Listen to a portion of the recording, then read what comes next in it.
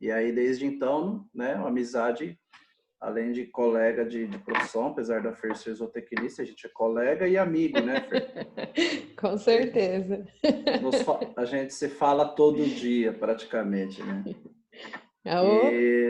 E aí, lá em Pirassununga, onde ficamos por 2 anos e meio, mais ou menos, nós, Peraí, nós deixa eu só... passamos, tem alguém... acho que eu já achei aqui.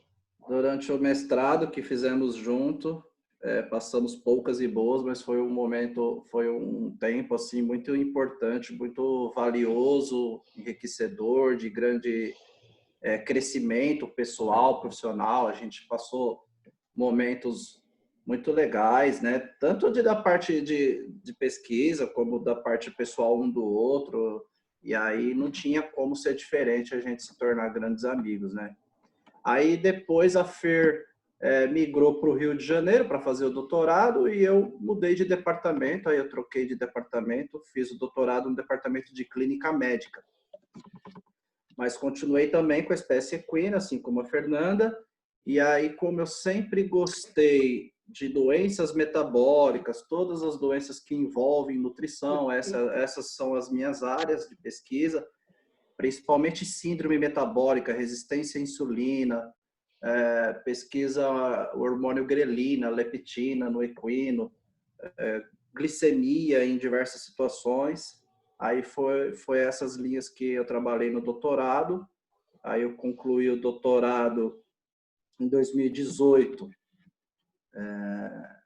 E aí trabalhei como professor durante 4 anos numa universidade particular, que chama Unilago, até esse ano. Fiquei 4 anos lá, de 2016 a 2020. E o ano passado eu prestei o concurso na Universidade Estadual da região Tocantina do Maranhão, chamada UEMASU, a universidade, que fica na cidade de Imperatriz. E aí hoje estou lá como professor adjunto da disciplina de Clínica Médica e Cirúrgica dos Grandes Animais. Acho que é esse um resuminho. Opa, aí entrou. A Bianca voltou. Queria dizer que a minha parceria com o Rafa, né?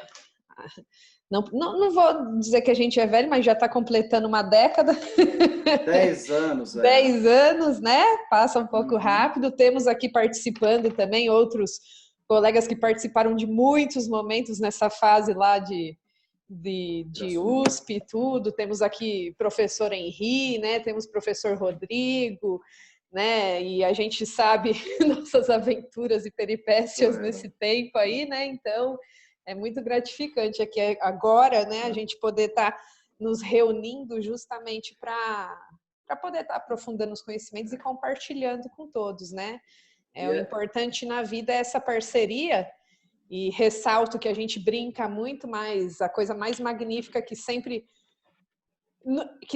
houve, na verdade nunca houve alguma disputa nessa questão que eu sempre gosto de reforçar de ser veterinário ou zootecnista, não. Ao contrário, a gente sempre se complementou e tanto que quando eu estava conversando no início, antes de começar tudo aqui, que quando alguma situação que envolve mais essa parte veterinária, que não é, né, do meu domínio, eu recorro aos amigos mesmo. E aí isso que fica interessante e vice-versa, né? As coisas acontecem assim. Enfim, mas então, né? A gente agora pode começar. A Bianca voltou, né? Que o Juninho tá por aí também. Legal. E aí então a Bianca vai, né? A Bianca é aluna pela medicina veterinária, tá? Posteriormente o Antônio é aluno pela zootecnia. Nosso grupo tá bem misturado nesse sentido, bem bacana, tá? E aí vamos iniciar então, tá bom? Bom, então, para quem não me conhece, a professora já falou, só a Bianca, boa tarde para todo mundo.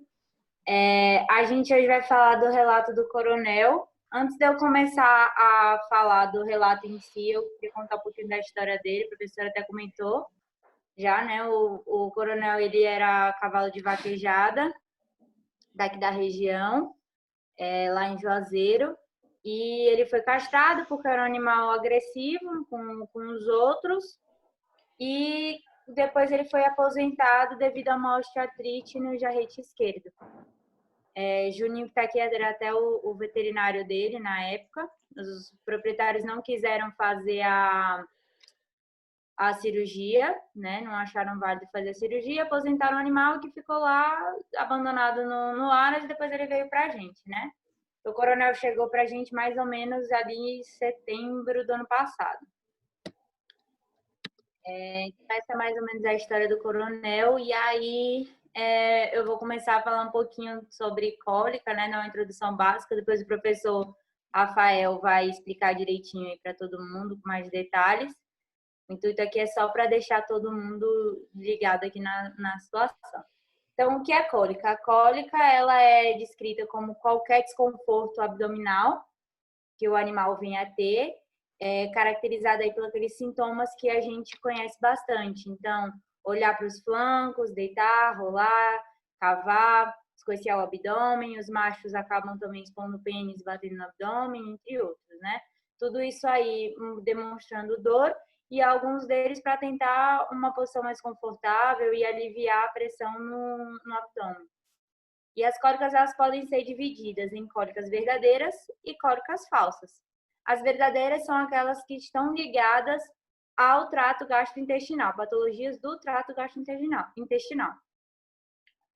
Já as cólicas falsas são aquelas que vão estar relacionadas aos demais órgãos que estão ali no abdômen, como alterações em útero, rim e por aí vai. Bom, dentre todos os tipos de cólica verdadeira que a gente vai ter, como tem as compactações, né, que eu vou falar agora, temos as torções,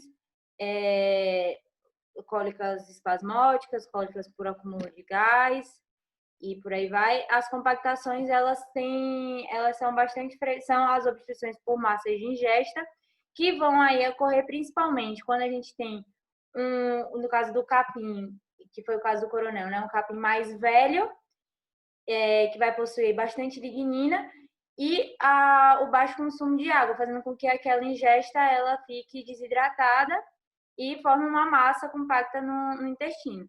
E aí você tem outras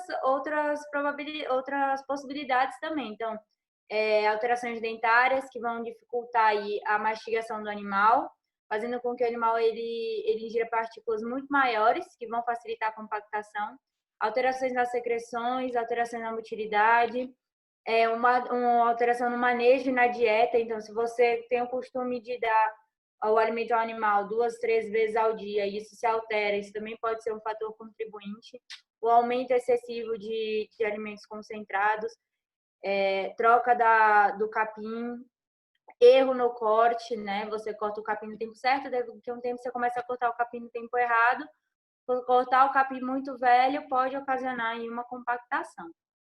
E aí a gente tem outras infinitas causas aí, outros fatores que podem interferir.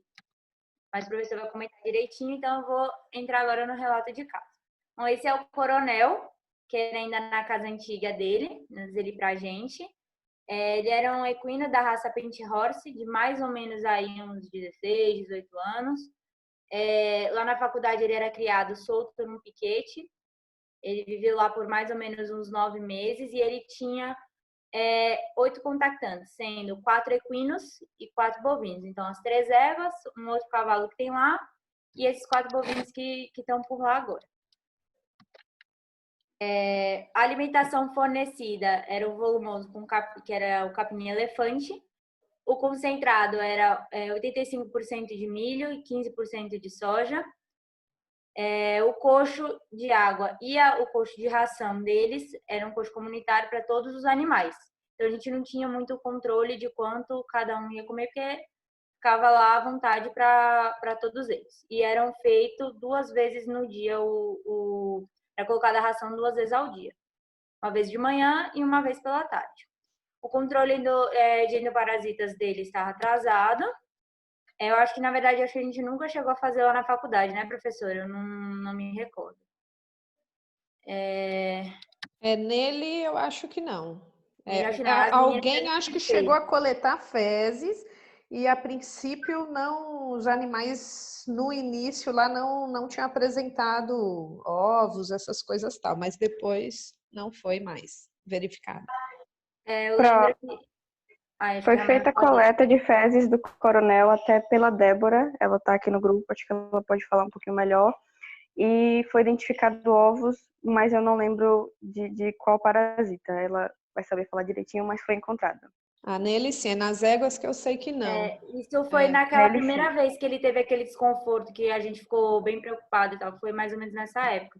Aí eu e a Ramani, a gente ia até fazer de novo, só que a gente não encontrou o professor Maurício para poder ir lá fazer. Deixa eu ver o que mais que eu ia falar. Sim. Bom, então, aqui a situação foi um pouquinho diferente, não teve um acompanhamento do caso, né? Eu acho que para alguns que a professora já tenha comentado, foi um negócio que pegou a gente bem de surpresa. Eu e o Antônio, a gente estava lá a semana inteirinha, semana anterior ao óbito dele, e ele se manteve a semana inteira alerta, em estação, comendo o tempo inteiro. Todo dia que a gente chegava lá para pegar as éguas para ir trabalhar, ele não trabalhava, a gente não fazia nenhum exercício com ele por conta da alteração no jarrete que ele tinha. Então, eu pegava ele para fazer um carinho, para brincar, ver como ele estava, e ele sempre sem sinal de dor, comendo o tempo inteiro, apetite sempre presente. A urina e as fezes não teve nenhuma alteração. A única coisa que teve foi na sexta-feira, que nem eu nem o Antônio a gente deu muita importância, porque era algo que ele já tinha apresentado várias outras vezes. Que foi na sexta-feira, as fezes dele estavam levemente ressecadas e com um pouco de muco, né? Mas algumas outras vezes já teve outras ocasiões em que ele apresentou a mesma coisa e a gente fez exame completo, tudo certinho, e ele estava normal. E a gente tinha relacionado isso à alteração no corte de capim, que às vezes eles cortavam capim muito novo, às vezes cortavam um pouquinho mais passado, às vezes cortavam no tempo certo. Então, e pelo período de adaptação dele, numa conversa com os professores, a gente tinha mais ou menos relacionado a isso. Então, a gente não deu muita importância no momento. Aí, daí na segunda-feira, isso foi na sexta, na segunda, a gente recebeu o telefonema de que o animal tinha tido óbito, e a gente foi fazer a necropsia. Então, assim que a gente abriu o animal, a gente se deparou mais ou menos com essa primeira imagem, né? Essa laceração que tem aqui no colo foi na hora que a gente abriu, ele rompeu, exatamente na hora que a gente abriu. E a gente se deparou com, eu acho que dá para ver aqui na foto, se vocês chegarem mais perto da tela, embaixo do colo tem um pouquinho de capim. A gente ficou meio sem saber se era ou não era. E aí, só quando a gente foi abrindo e foi avaliando, a gente foi vendo que tinha capim aqui na região do mesentério, mais cranial, né? Aí a gente pode ver que o mesentério é bastante friável e com bastante capim. A mucosa dele interna aqui dos órgãos e o peritônio estava bem perêmica. Toda bem perêmica, mas eu acho que eu não tenho foto disso. E aqui a gente pode ver o estômago. Nessa outra foto a gente vê o estômago rompido. E aqui o capim que a gente coletou do estômago não estava com cheiro forte e nem com cheiro de como se tivesse já fermentado, que dá a ideia pra gente de que ele realmente ficou comendo até o último segundo. Aí agora o Antônio vai falar agora um pouquinho para vocês, eu vou tirar aqui o compartilhamento. Antônio vai compartilhar a tela dele e vai falar um pouquinho para vocês da avaliação que a gente fez do capim.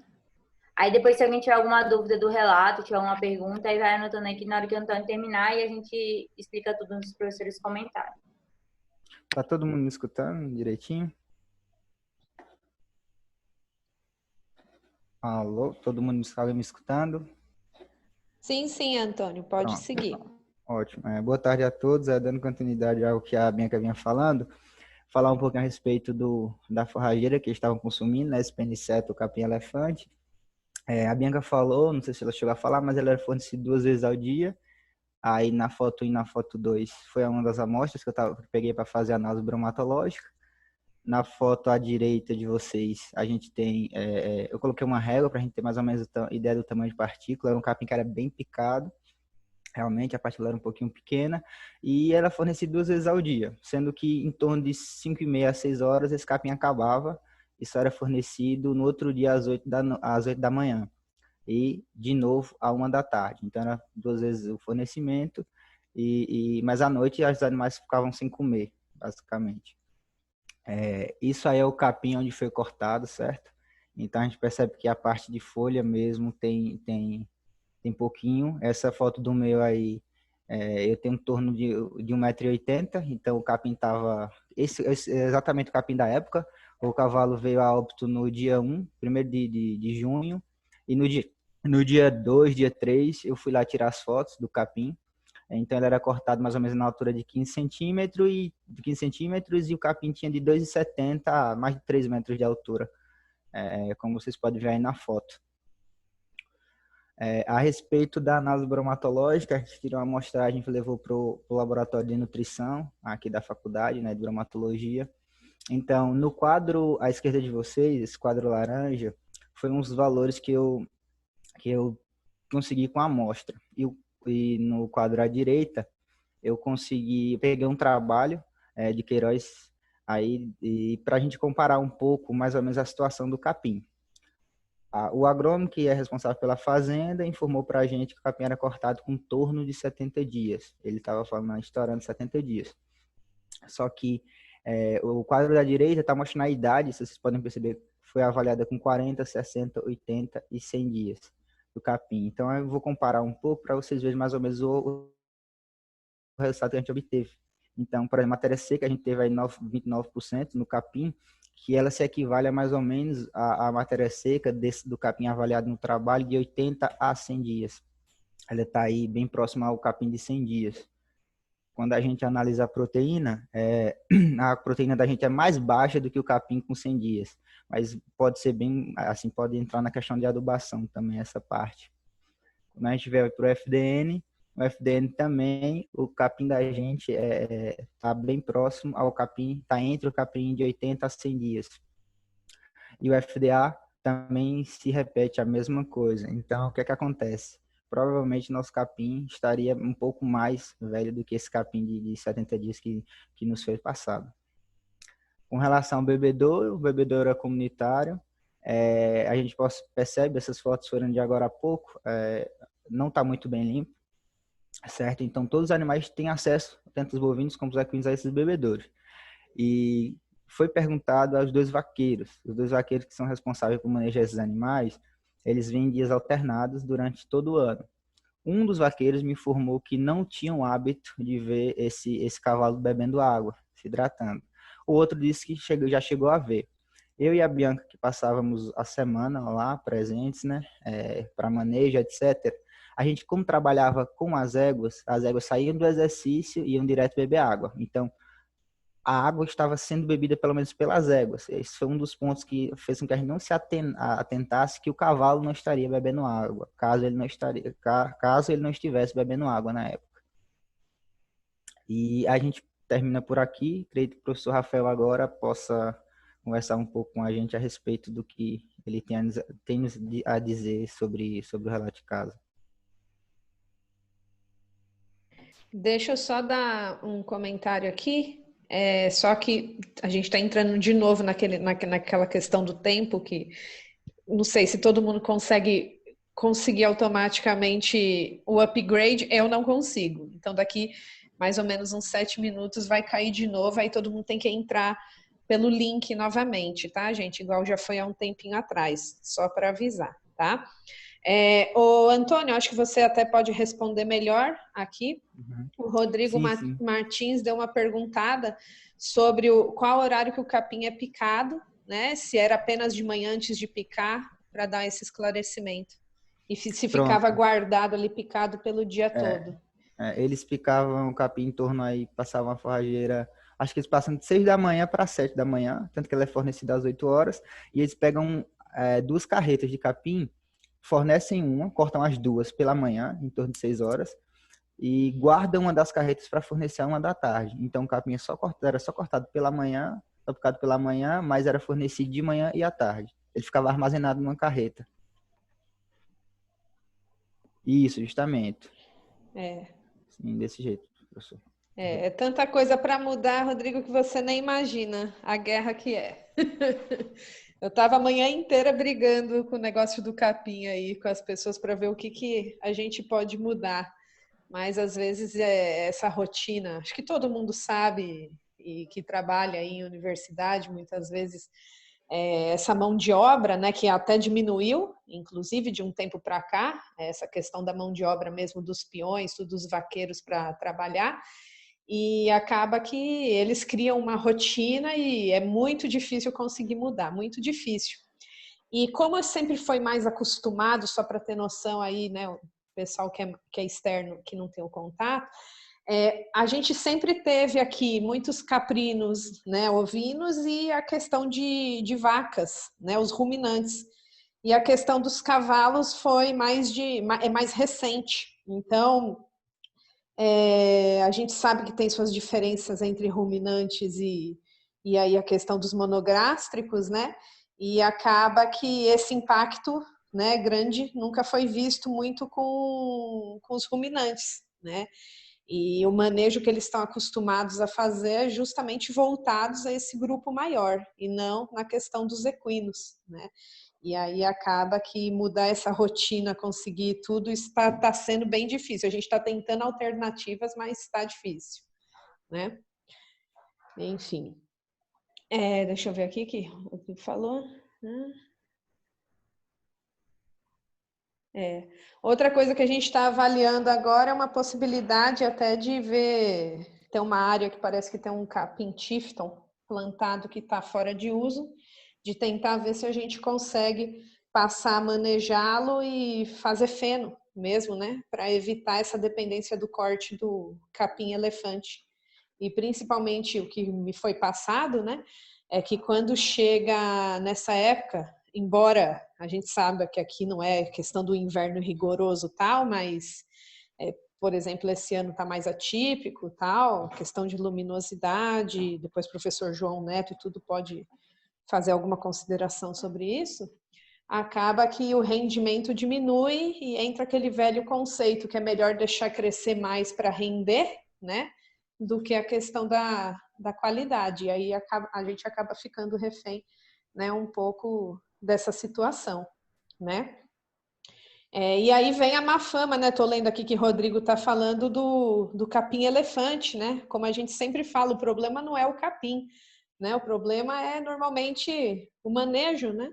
E acaba que ele se torna um vilão mesmo no mundo dos equinos, pelo menos para cá, muita gente vê mal essa questão do uso do capim-elefante, né? Creio que não só aqui, em outros lugares também, né? E aí ocasiona essas situações, né? Bom, eu vou passar então a palavra aqui, se alguém nesse ínterim quiser fazer alguma consideração, para o professor Rafael. Tá dando aqui aquele tempo de 2,5 minutos para cair a conexão, entendeu? Eu não consegui fazer esse upgrade aí, não. Mas só para avisar que aí caiu, corre todo mundo e volta, ok? Pode, Rafa, quiser começar a gastar esse tempo.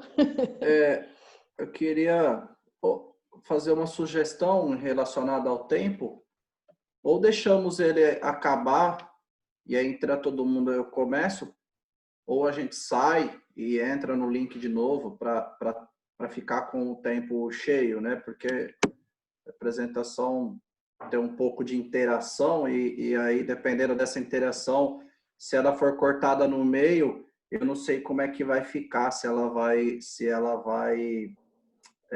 ficar válida, né? Porque é um aplicativo online que vai estar se comunicando com o meu PowerPoint.